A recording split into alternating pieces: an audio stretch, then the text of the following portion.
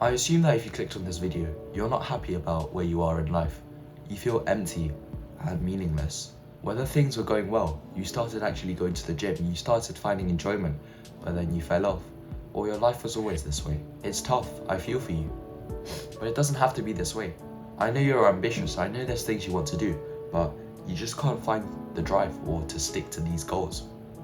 I know for me that on some days I'll just wake up really late, scroll on social media for like an hour, go on Reddit, fap, play video games, eat like trash, and I just have such a bad day and I'd feel worse and worse, and it was like I was in this spiral, I was in this downwards way, and it felt like there was no way out.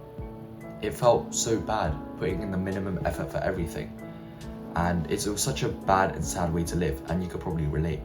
And there are countless videos online how to change your life, and they go straight into all these habits, eating clean, going to the gym. But the thing is, when you're at this stage, they don't understand that it's not that simple. So how can you really fix your life?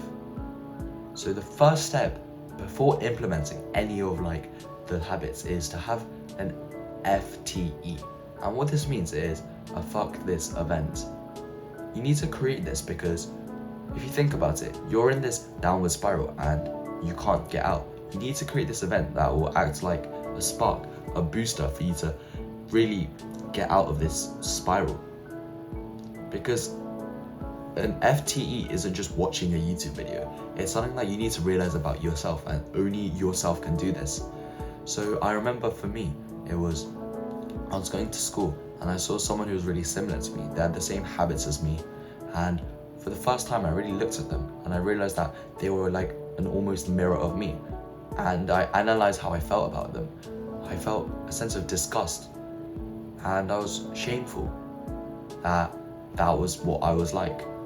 They were playing video games, they had the same habits as me, they even looked similar to me.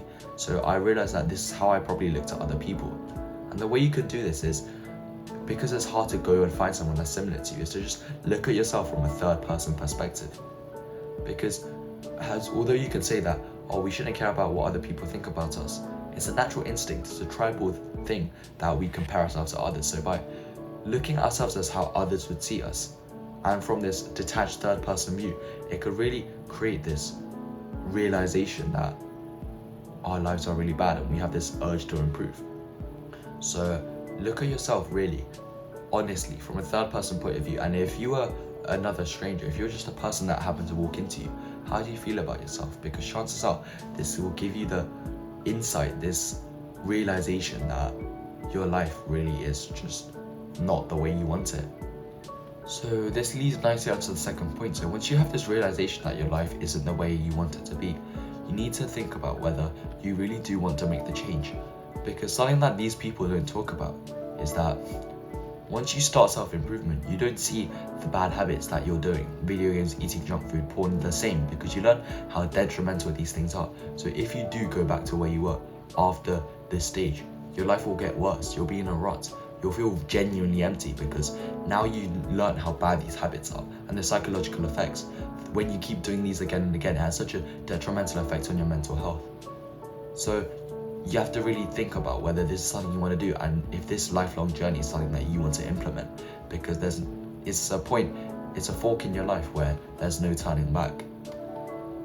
And so once you decide this, now is the time to start implementing your good habits, going to the gym, eating clean, but in a healthy way.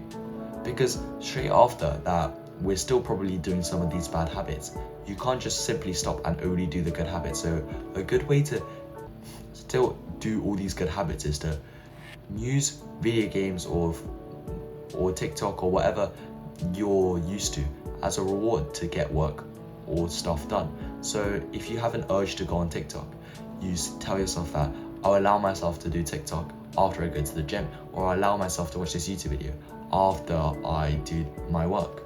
And by using this as a kind of reward for yourself, it's not as bad as you think, because you're doing this much of the bad thing, which is still less than what you're doing, but you're doing this much of the good thing, so you're actually still making a lot of progress.